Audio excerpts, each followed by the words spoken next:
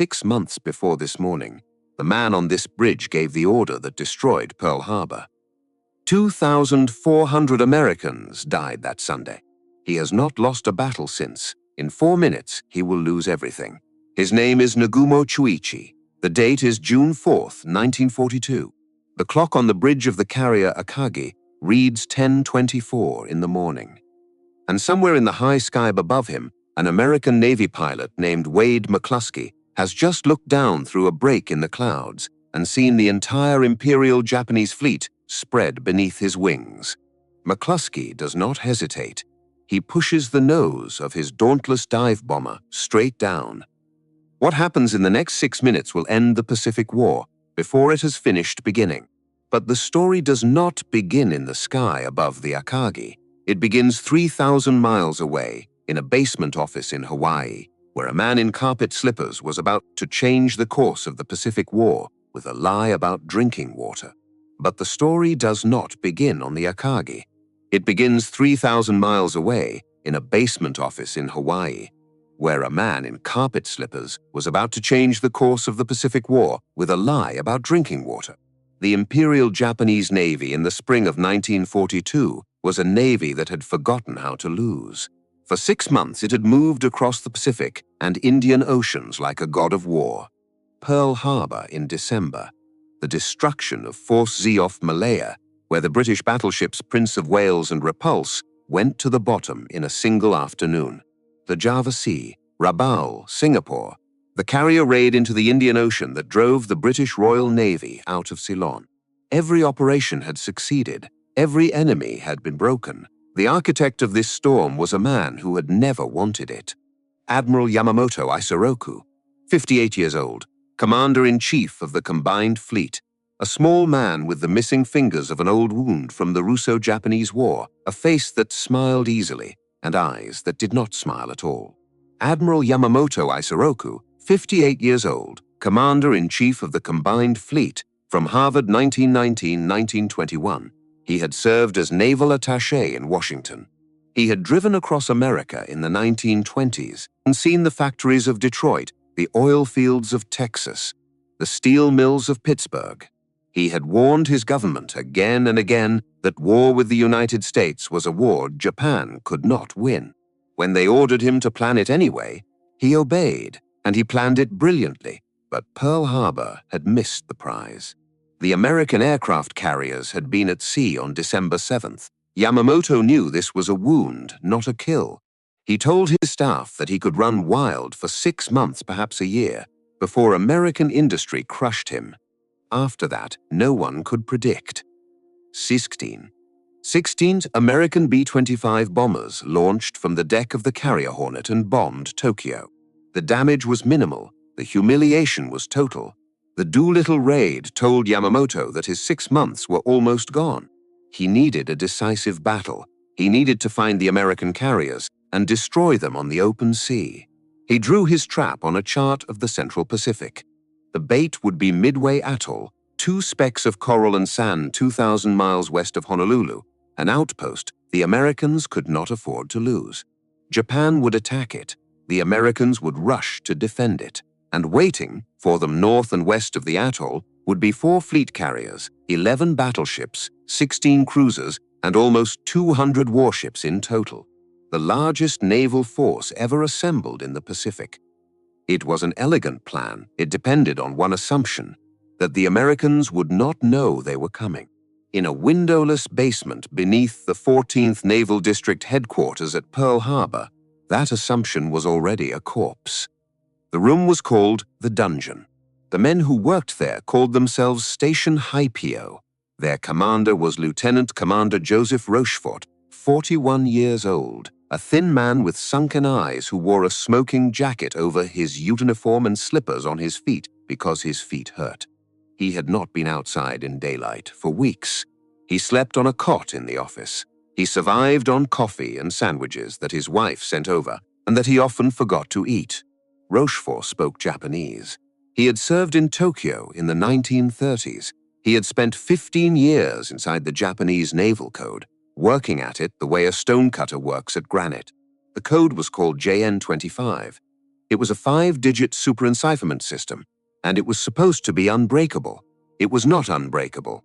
By the spring of 1942, Rochefort and his team of cryptanalysts and linguists were reading something between 15% of the messages they intercepted.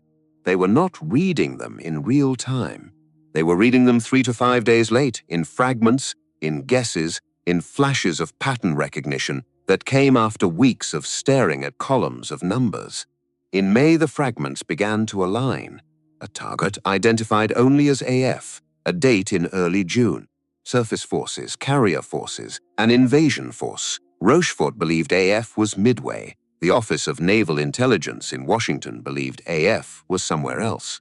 Possibly the Aleutians, possibly the west coast of the United States, possibly Hawaii itself. Admiral Chester Nimitz, 57 years old, Commander-in-Chief of the Pacific Fleet, had to choose between them. If Rochefort was right and Washington was wrong, Midway might still be defended. If Washington was right and Rochefort was wrong, Nimitz would have stripped his force from the wrong ocean and lost the war in a week. He chose Rochefort, but he wanted to be sure. The trick was simple. It was also the simplest trap in the history of naval intelligence. On Rochefort's recommendation, the garrison at Midway was instructed to send an uncoded radio message back to Pearl Harbor. The message reported that the atoll's saltwater distillation plant had broken down. The garrison was running short of fresh water. Please advise, it was a lie. The water plant was fine. The message was sent in the clear on a frequency the Japanese were known to monitor. Then Station Hippo waited. 2 days later, a Japanese intercept arrived at the dungeon. It was decrypted at speed. The intercept reported that AF was experiencing a shortage of fresh water. Rochefort read the decrypt and did not smile. He simply walked it upstairs. Admiral Nimitz now knew beyond any reasonable doubt that AF was Midway. He knew the approximate date. He knew the axis of approach. He knew the composition of the Japanese striking force. The Imperial Japanese Navy was sailing toward a trap. They believed the trap was theirs. It was not. The man who would walk into that trap first was Vice Admiral Nagumo Chuichi, 55 years old, a graduate of the Imperial Naval Academy in 1908. 40 years at sea, he was not an aviator. He was a torpedo specialist, an expert in destroyers and surface gunnery. His entire career had been built around the doctrine of the battle line, the night attack, the torpedo salvo at close range.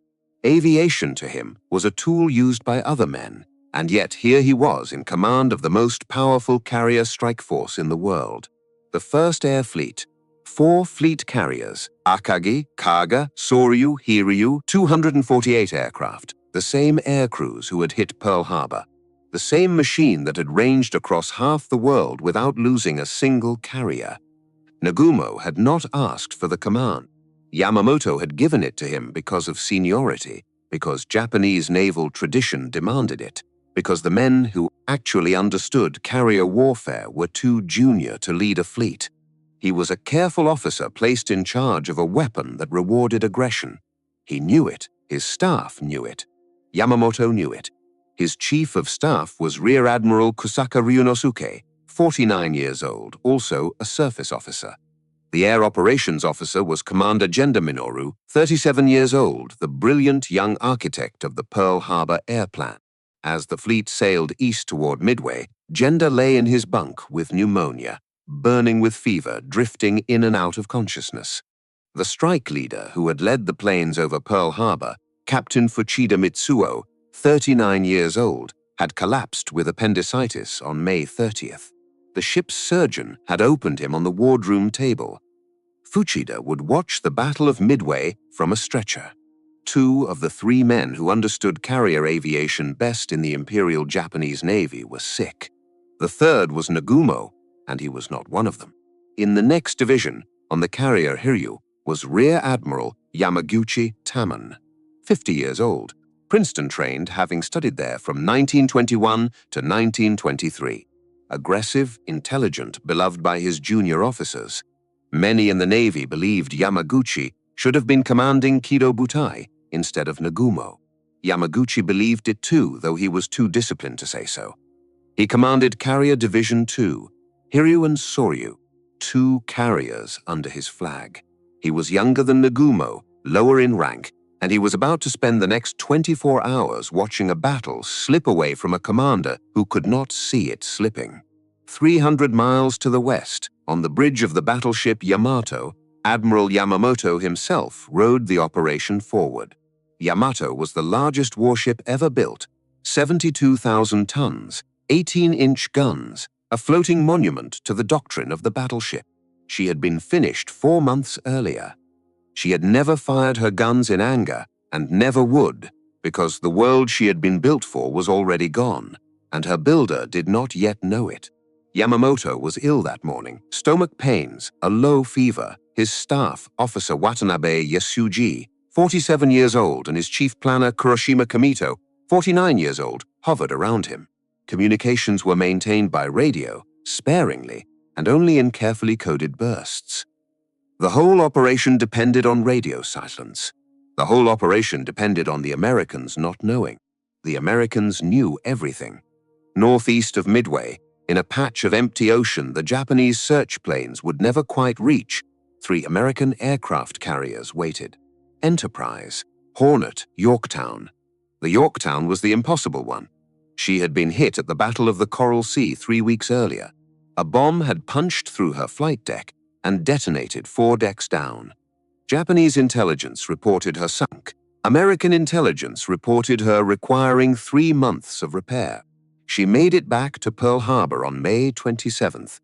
Admiral Nimitz walked into the dry dock himself, in shirt sleeves with the water still draining around her hull, and asked the yard superintendent how long he needed. 3 months, the superintendent said. You have 3 days, Nimitz said. Approximately 1,400 yard workers swarmed the ship. They worked in shifts that did not end. They welded over holes they could not properly repair. They patched what could not be replaced. They flooded compartments with concrete. On May 30th, smoke still curling from her stack, the Yorktown sailed out of Pearl Harbor under her own power. She steamed northeast at 25 knots, joining Task Force 17, joining the trap. When Nagumo's scouts swept the ocean ahead of the strike force, they were searching for 2 American carriers, because the third one was supposed to be at the bottom of the Coral Sea. The third one was waiting for him. In overall tactical command of the American carriers was Rear Admiral Frank Jack Fletcher, 56 years old, aboard Yorktown. Below him, commanding Task Force 16 with Enterprise and Hornet, was a man who had not been Nimitz's first choice. Vice Admiral William Halsey, 59 years old, the most aggressive carrier commander in the United States Navy, had been hospitalized with severe shingles. The disease covered his body in painful sores. He could not walk to the bridge. From his hospital bed, he was asked who should take his place. Halsey gave one name, Rear Admiral Raymond Spruance, 55 years old, a surface officer, a cruiser commander, a man with no carrier experience whatsoever. Spruance was the opposite of Halsey, quiet, methodical, almost monkish. He read books. He took long walks. He did not raise his voice. He had been Halsey's screen commander, escorting the carriers with cruisers and destroyers. Now he would command them. The Japanese knew Halsey. They had built their entire psychological assessment of American carrier tactics around Halsey. They did not know Spruance. They were about to meet him. On the night of June 3rd, the last night of the old Pacific War, Nagumo Chuichi sat in his cabin aboard the Akagi and reviewed the operational orders one final time. His scouts would sweep ahead. His strike force would hit Midway at dawn. The Americans, if they came at all, would come later, possibly days later, possibly never. There was no carrier within 500 miles of his position. Intelligence had assured him of this. He was a careful man. He had always been a careful man. His doctrine told him that surprise was on his side. His staff told him that surprise was on his side. The reports from Combined Fleet Headquarters told him that surprise was on his side. He went to bed before midnight. 300 miles behind him, Yamamoto lay in his cabin on the Yamato, feverish and uneasy, listening to the deep hum of the battleship's engines, waiting for a victory that was already lost. 3,000 miles east, in the dungeon at Pearl Harbor, Joseph Rochefort sat at his desk in his slippers and his smoking jacket, reading the latest intercepts, looking for the final confirmation of Nagumo's position. And 400 miles northeast of Midway, in the gathering twilight of the Central Pacific, 3 American aircraft carriers turned their bows into the wind and waited. The bait was set, the hunters were positioned. The trap that Yamamoto Asaroku had drawn on his chart, the trap that would lure the American fleet to its destruction, the trap that would end the Pacific War in Japan's favor and force Washington to the negotiating table, the trap that represented the entire strategic future of the Empire of Japan, was about to spring. It would spring on the people who set it. And in the darkness above the Pacific, a single Japanese floatplane sat on the catapult of the cruiser Tone, waiting for the order to launch at dawn. Its catapult was malfunctioning. It would not be discovered until morning. The plane would launch 30 minutes late. Those 30 minutes would cost the Empire of Japan the war. 4:30 in the morning, June 4th, 1942. The eastern horizon was a thin red wound. The sea was black. On the flight decks of 4 Japanese aircraft carriers, the engines of 108 aircraft roared into the pre-dawn dark. Blue exhaust flames stuttered from cowlings. Deck crews crouched against the wind of the propellers, wedge chocks in their hands, eyes streaming. The strike leader was Lieutenant Tomonaga Yoichi, 31 years old, a career naval aviator from Hiryu. He was a careful pilot, well-liked, the father of a young son in Tokyo. His aircraft, a Type 97 attack bomber, was the first to lift off. Then Kaga, then Akagi, then Soryu. In 20 minutes, the entire strike was airborne, climbing in formation through the rose-colored air, turning southeast toward Midway Atoll, 240 miles away. On the bridge of the Akagi, Vice Admiral Nagumo Chuichi watched them disappear. The deck below him was already being respotted for the second wave. 93 aircraft, held in reserve, armed for ships, torpedoes slung under the bellies of the Nakajima B-5N attack bombers. 800-kilogram armor-piercing bombs hung beneath the Aichi dive bombers. These were the weapons that killed warships. They were the insurance policy. They were the reason Nagumo had divided his force. If American carriers appeared, he could hit them within 30 minutes. There would be no American carriers. Intelligence had assured him. He went below for breakfast. At 7 o'clock, the radio operator on the Akagi handed Nagumo a flimsy. The message was from Tomonaga, returning from Midway. 3 short sentences. The first wave had hit the atoll. They had destroyed buildings, fuel tanks, hangars. They had not destroyed the airfield. The runways were still intact. American aircraft had already gotten airborne before the attack. Tomonaga's report ended with a single phrase that pressed itself into Nagumo's chest like a thumb. There is need for a second attack wave. Nagumo read the words twice. His jaw tightened.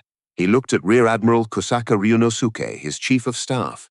He looked at the air staff officers around him. He did not need to ask their opinion. Their opinion was already in their faces. The atoll was not dead. The atoll had teeth. They would be coming. Nagumo gave the order at 7:15. Re-arm the reserve strike, land attack bombs.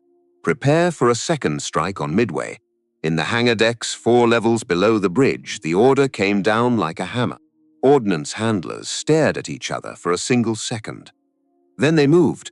The torpedoes that had been slung beneath the B-5N attack bombers, the precious Type 91 torpedoes designed for one purpose, to break the back of an enemy carrier, were uncoupled by hand.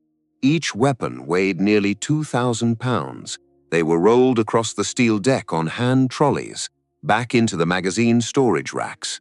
800-kilogram armor-piercing bombs were unbolted from the Aichi dive bombers and replaced with 250-kilogram general-purpose bombs.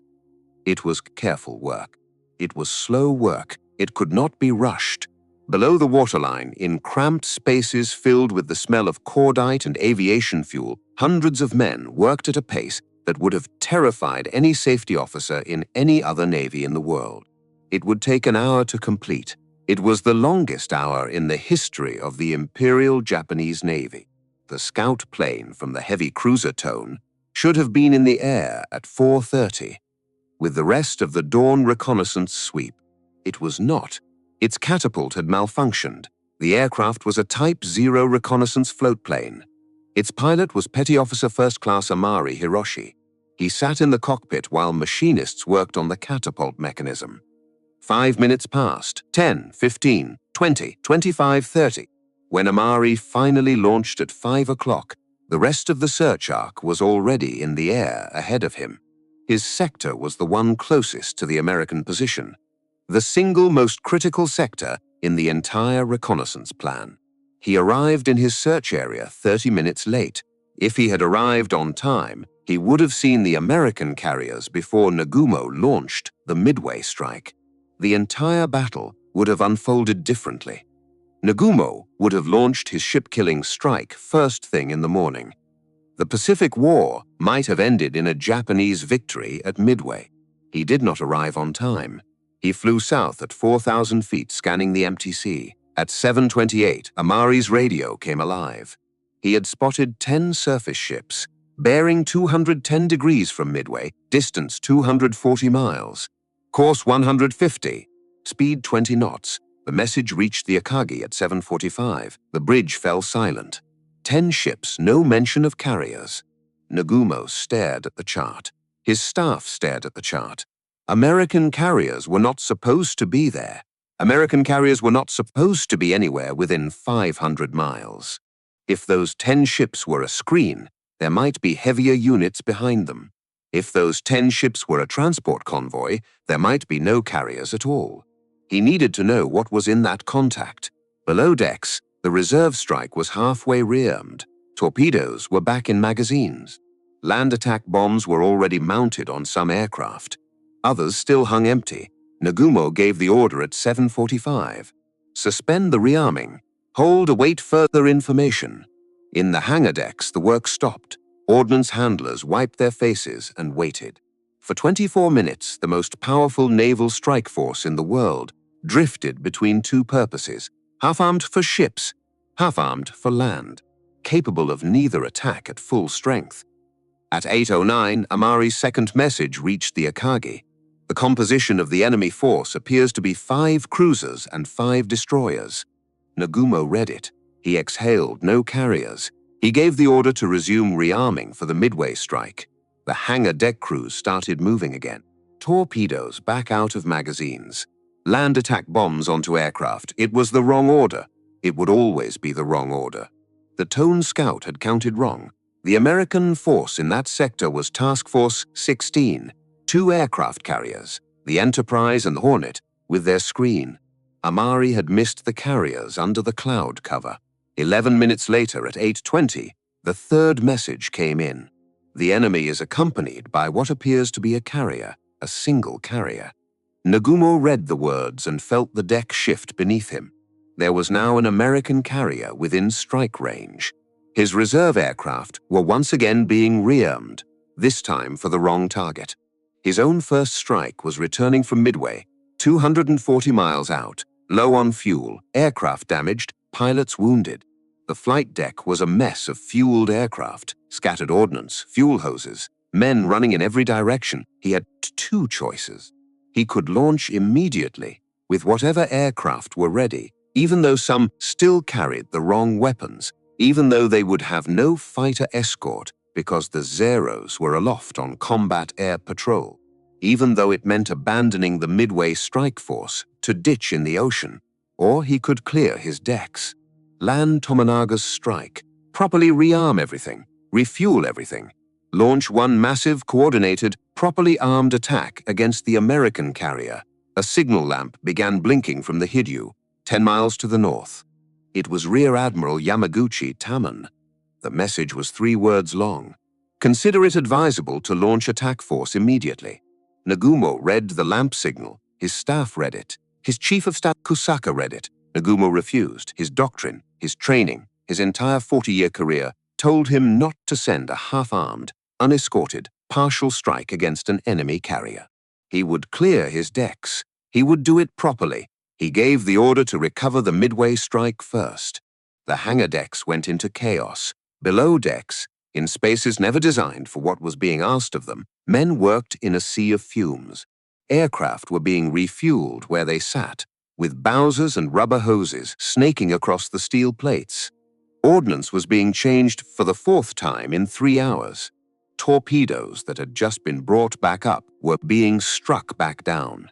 Bombs that had been mounted were being taken off and stacked along the bulkheads because there was no time to return them to the magazines. Aviation fuel was everywhere. The Japanese carriers had been designed for speed and aircraft capacity, not survival. Their hangar decks were enclosed, with no provision for venting blast or fire. Their fire suppression systems were minimal. The damage control doctrine was decades behind the Americans. The Akagi at this moment was a floating bomb. So was the Kaga, so was the Soryu, and above them, in the rising light of mid-morning, the American carrier aircraft were already in the air. At 9:18, the first attack came in. It was Torpedo Squadron 8 from the Hornet. Lieutenant Commander John Waldron, 41 years old, leading 15 TBD Devastator torpedo bombers. The Devastator was obsolete, slow, lightly armored, carrying a torpedo that often did not work even when delivered correctly. Waldron knew it. His men knew it. They had written letters to their wives the night before. They came in low, wave-top altitude. No fighter escort. The Wildcats from Hornet had lost them in the clouds. The Japanese Combat Air Patrol saw them coming. 18 Zeros peeled out of the upper sky like falling knives. They cut Waldron's squadron apart in 8 minutes. 15 aircraft. 15 kills. Not a single torpedo found its mark. Of the 30 men in Torpedo 8, one survived. Ensign George Gay, 25 years old, ditched his burning Devastator and clung to a floating seat cushion in the middle of the Japanese fleet. He watched the rest of the battle from the water. He watched what came next. What came next was Torpedo Squadron 6 from the Enterprise. 14 Devastators, then Torpedo Squadron 3 from the Yorktown. 12 Devastators. The Japanese Zeros killed them too. They killed almost all of them. Of the 41 torpedo bombers that attacked Kido Butai that morning, 35 were destroyed, 80 men. None of the torpedoes hit. It was a slaughter. It was a victory. On the bridge of the Akagi, Nagumo's staff officers watched the dying American aircraft and allowed themselves to believe that the worst was over. They had broken 3 full torpedo squadrons. They had paid almost nothing for it. Their own strike was almost ready to launch. In another 15 minutes, possibly 20, the rearmed bombers would be lifting off the deck. But the dying American torpedo bombers had done something Nagumo's officers did not see. They had pulled every single Japanese Zero down to wave-top altitude. The combat air patrol that should have been guarding the upper sky was at sea level, chasing the last of the Devastators, climbing back up, refueling, rotating, repositioning. The high cover was empty. And out of the empty higher cover, the bill came due. Lieutenant Commander Wade McCluskey, 40 years old, commanding the air group of the Enterprise, had been lost for 40 minutes. He had launched at the predicted Japanese position. The Japanese were not there.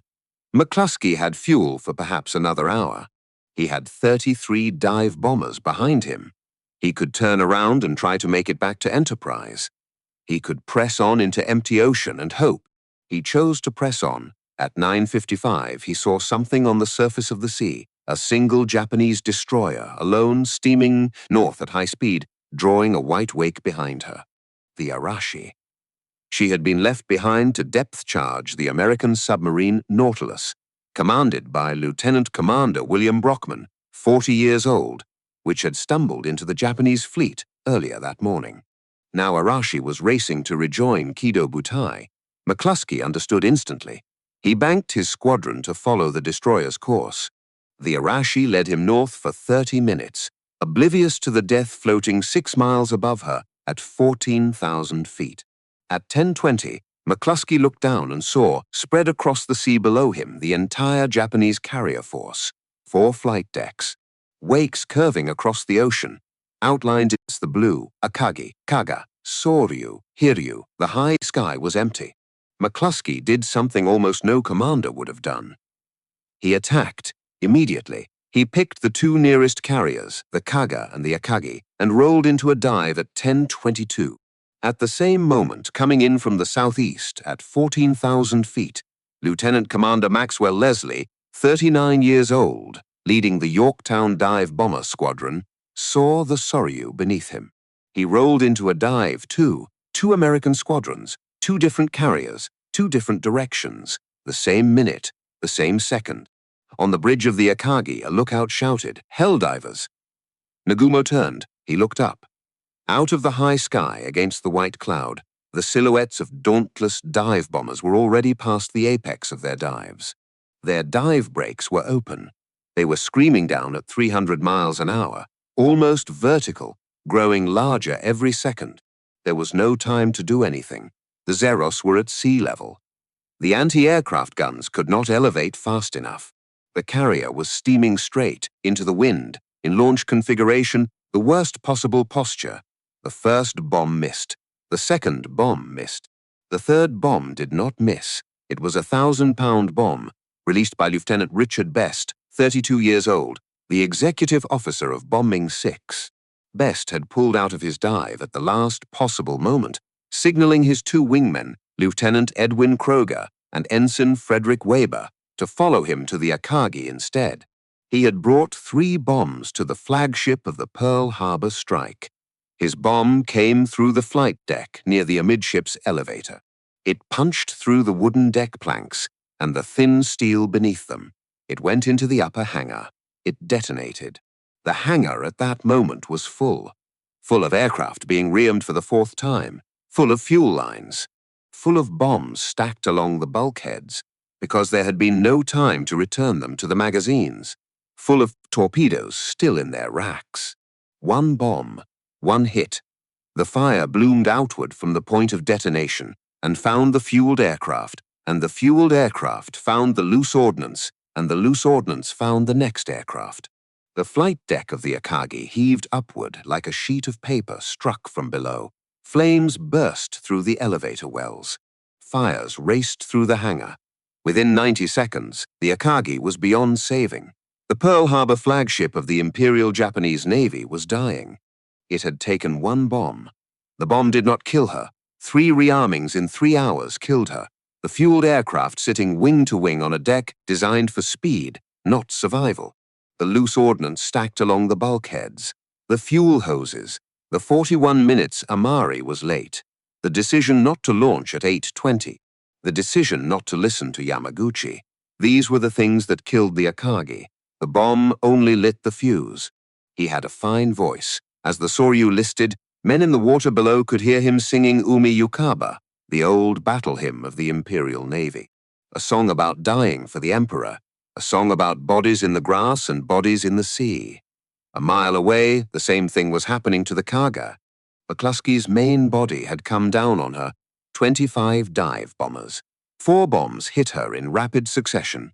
One detonated near the bridge and killed almost everyone in the command compartment, including the captain. Another smashed into a fueling cart on the flight deck and ignited a torrent of burning aviation fuel that ran down the deck like a river.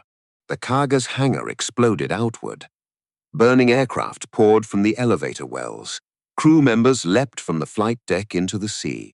She would burn for hours. 6 miles north, Maxwell Leslie's Yorktown squadron came down on the Soryu. 3 bombs hit her in less than 2 minutes. All 3 detonated in the hangar. The Soryu was the smallest of the 4, most fragile. Her boilers exploded. Her engines stopped. Her steering went dead. Within minutes, she was a drifting torch. Captain Yanagimoto Ryusaku, 47 years old, refused to leave his ship. He stood on the bridge as flames climbed around him and watched his crew abandon the carrier. He had a fine voice. As the Soryu listed, men in the water below could hear him singing Umi Yukaba, the old battle hymn of the Imperial Navy, a song about dying for the Emperor, a song about bodies in the grass and bodies in the sea. He went down with the ship. 6 minutes. In 6 minutes, 3 of the 4 carriers of Kido Butai were finished. On the bridge of the Akagi, Nagumo Chuichi stood without moving. Smoke was already pouring up the side of the island. The deck below him was a sheet of fire. His communications were failing. His engineering spaces were filling with smoke.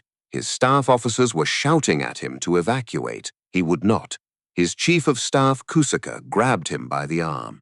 He spoke into Nagumo's face. The admiral had to live. The fleet still needed a commander. There was still Hiryu. There was still a battle. Nagumo did not move. Kusaka and another officer half-carried him to a window. They threw a rope down the side of the burning island. They forced him to climb out.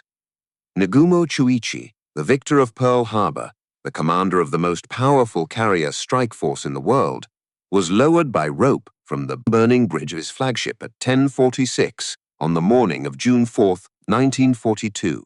His face was wet, whether from smoke or tears or both. No one ever recorded. He transferred to the light cruiser Nagara. The Akagi burned behind him. 10 miles to the north, the Hiryu had escaped the dive bombers entirely. Rear Admiral Yamaguchi Tamon had watched 3 of his sister carriers die in 6 minutes. His ship was alone. He did not hesitate. At 10:58, 18 Aichi dive bombers and 6 Zero fighters lifted off the deck of the Hiryu. They climbed eastward, hunting the American carriers. At noon, they found the Yorktown. They put 3 bombs into her. One destroyed her smokestack. Another knocked out her boilers. A third penetrated to her engineering spaces and started fires near her ammunition magazines. The Yorktown went dead in the water. Smoke poured from her stack. She listed slightly. The Hiryu's pilots flew home and reported a carrier sunk. Yamaguchi launched a second strike at 13:31. 10 torpedo bombers, 6 fighters. They found another American carrier underway, recovering aircraft. They put 2 torpedoes into her port side.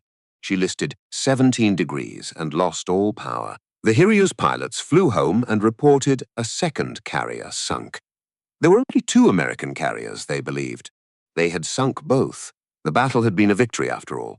It had not been a victory. They had hit the Yorktown twice. She had been repaired between the attacks.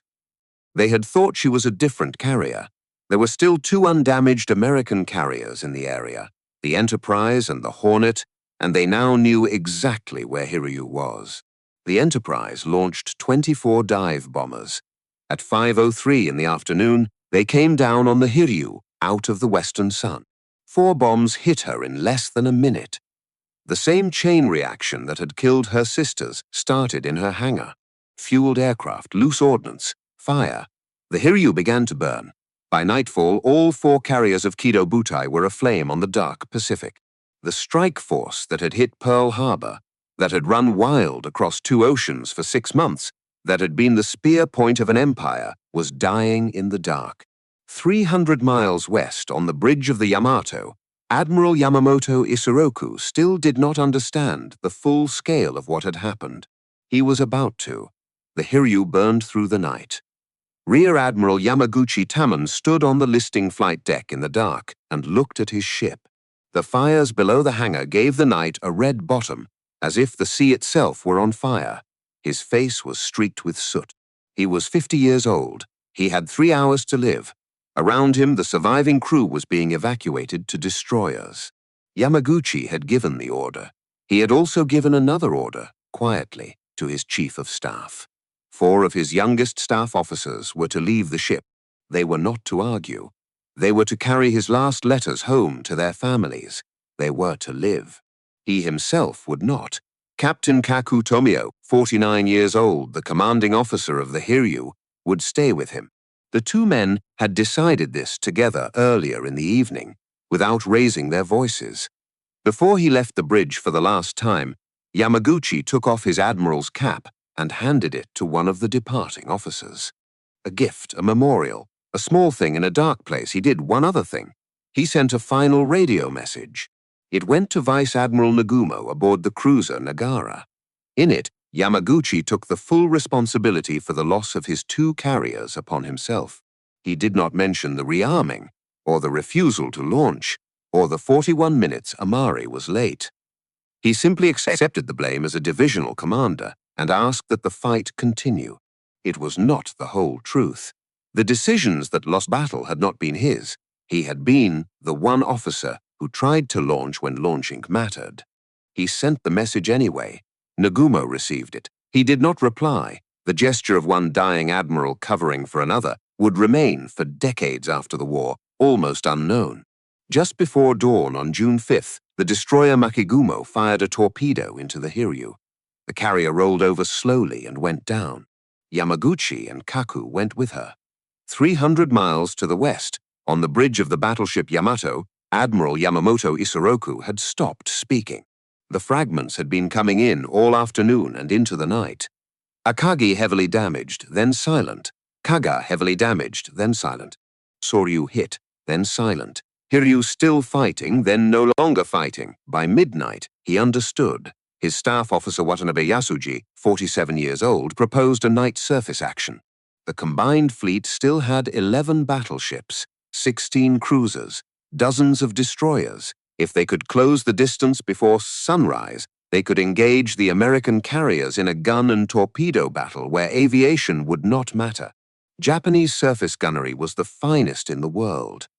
Japanese torpedoes were the finest in the world. There was still a chance to salvage something. Chief planner Kuroshima Kamito, 49 years old, did the geometry on the chart table. The Yamato could make 27 knots. The American carriers, if they chose to withdraw to the east, could make 30. The Japanese fleet could not catch them.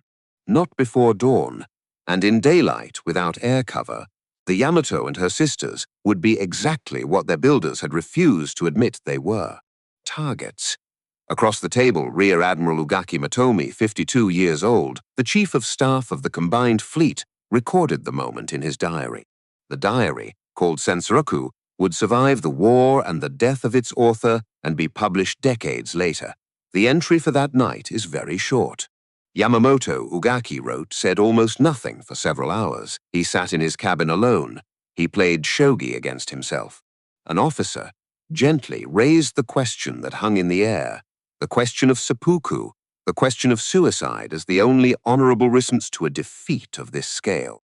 Yamamoto looked up. The responsibility of apologizing to the emperor, he said, is mine alone. He did not say he would die. He said the opposite. He would live with it. He would carry the weight. In a culture that prized clean death above almost everything, choosing to live with shame was a harder thing. At 2:55 in the morning of June 5th, Admiral Yamamoto Isoroku gave the order. The Midway operation was cancelled. The combined fleet would withdraw to the west. For the first time since the war began, the Imperial Japanese Navy turned its back on an enemy and ran. The retreat went wrong almost immediately. In the darkness, units of the Japanese invasion screen received fragmentary orders. Two heavy cruisers, the Mogami and the Mikuma, were maneuvering in close formation when an American submarine, the Tambor, was sighted nearby. The cruisers turned hard to evade. In the dark, without running lights, traveling at 28 knots, the Mogami plowed into the port side of the Mikuma. The bow of the Mogami crumpled. The side of the Mikuma split open. Both ships began trailing heavy oil. They limped westward at 12 knots, leaving behind them a dark ribbon across the surface of the ocean. On the morning of June 6th, dive bombers from the Enterprise and the Hornet found them by following the oil. The Mikuma absorbed 5 direct bomb hits. Her decks burned, her ammunition cooked off. By evening, she had rolled over and gone down. Her captain, Sakiyama Shikao, went with her. More than 650 men went down with her. The Mogami took 6 bomb hits and somehow stayed afloat. She limped back to the base at Truk. She would spend more than a year in repair. Japan's second worst loss of the entire battle, after the carriers, had not been inflicted by the enemy. It had been inflicted by Japanese ships running into each other in the dark. The official communiqué was issued on June 10th. It announced a great victory. 2 American carriers sunk. 150 American aircraft destroyed. Imperial losses described as light. The names Akagi, Kaga, Soryu, Hiryu were not mentioned. The Japanese public never heard the truth. Even the Imperial Army was not told. Prime Minister Tojo Hideki, 57 years old, was kept in the dark about the scale of the loss for months. The Navy considered the disaster an internal matter. The survivors were quarantined. Sailors rescued from the burning carriers were not allowed to write home. They were not allowed home leave. They were transferred directly to remote postings in the South Pacific. Many of them would not survive the next 2 years to tell the story. The cover-up bought Japan nothing. Industry could not catch up to what had been lost. Pilot training could not catch up. The veteran air crews who had hit Pearl Harbor and Ceylon and the Dutch East Indies were gone. Their replacements would arrive at the front with half their flight hours and a fraction of their experience. By the summer of 1944, at the Battle of the Philippine Sea, American pilots would describe the slaughter of Japanese naval aviation as a turkey shoot. By October of 1944, at Leyte Gulf, the surviving Japanese carriers would be sent into battle as decoys, empty flight decks. No aircraft to launch, floating bait, sailing out to draw American carriers north, so that a Japanese surface force could attempt a last battleship engagement of the war. The trap Yamamoto had drawn at Midway, where carriers would be the killers and battleships the cleanup, had inverted itself completely. Now the carriers were bait, and the battleships were the ones being hunted. The Imperial Japanese Navy never recovered. The men who had stood on the bridges that morning did not recover either. Nagumo Chuichi was quietly demoted. Carrier command was taken from him. He was sent to a land-based naval air command in the Marianas. In July of 1944, as American Marines closed in on his headquarters in a cave on Saipan, Nagumo Chuichi shot himself with a pistol. He was 57 years old. He was found by his aide. He had not chosen the formal ritual of seppuku. He had simply put a service revolver to his temple and pulled the trigger. There are accounts that say his last words spoke of Midway. Those accounts come from a single source and cannot be fully verified. They may be true. They may be the story his men needed him to have told. Yamamoto Isoroku did not survive the war either. On April 18, 1943, exactly 1 year after the Doolittle raid, Yamamoto flew a forward inspection tour of bases in the Solomon Islands. His staff had transmitted his flight itinerary in advance, encrypted in the JN-25 Naval Code. The same code Joseph Rochefort had been reading at Pearl Harbor. A new generation of cryptanalysts at Pearl Harbor decrypted the itinerary within hours of its transmission. Admiral Nimitz authorized an interception. 16 P-38 Lightning long-range fighters, led by Major John Mitchell, 28 years old, took off from Henderson Field on Guadalcanal. They flew 400 miles at wave-top altitude in radio silence and arrived over Bougainville at the exact moment Yamamoto's transport descended for landing. The Betty bomber carrying Yamamoto was shot down into the jungle. His body was recovered the next day. He was still strapped into his seat. A bullet had entered through his lower jaw on the left side and exited near his right temple. The same intelligence apparatus that had set the trap at Midway had now closed it on the man who designed Pearl Harbor. The man who made it all possible was forgotten. Joseph Rochefort, after Midway, was the target of a bureaucratic war inside the United States Navy. Senior officers in Washington, the Redman brothers, resented Rochefort's success and the credit it brought to Pearl Harbor over the Central Intelligence offices in Washington. Within months, Rochefort was relieved of command at Station Hippo. He was reassigned to command a floating dry dock in San Francisco. He spent the rest of the war on shore duty. The medal he had been nominated for after Midway, the Distinguished Service Medal, was blocked. For decades, Rochefort died in 1976. 10 years after his death, in 1986, President Ronald Reagan finally awarded him the Distinguished Service Medal, posthumously. His daughter accepted it. By then, almost no one outside the intelligence community remembered who he was. The trap the Japanese admirals realized they had sailed into that morning was not the dive bombers. The dive bombers were the consequence. The trap was older, deeper, and more complete than any of them understood at the time. It was the assumption that the enemy could not be reading their mail.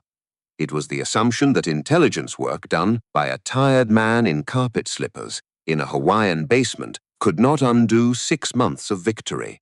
It was the assumption that the side with the biggest battleships, the most veteran pilots, the longest carrier decks, and the most aggressive doctrine could not be beaten by a quieter, slower, less glamorous kind of war.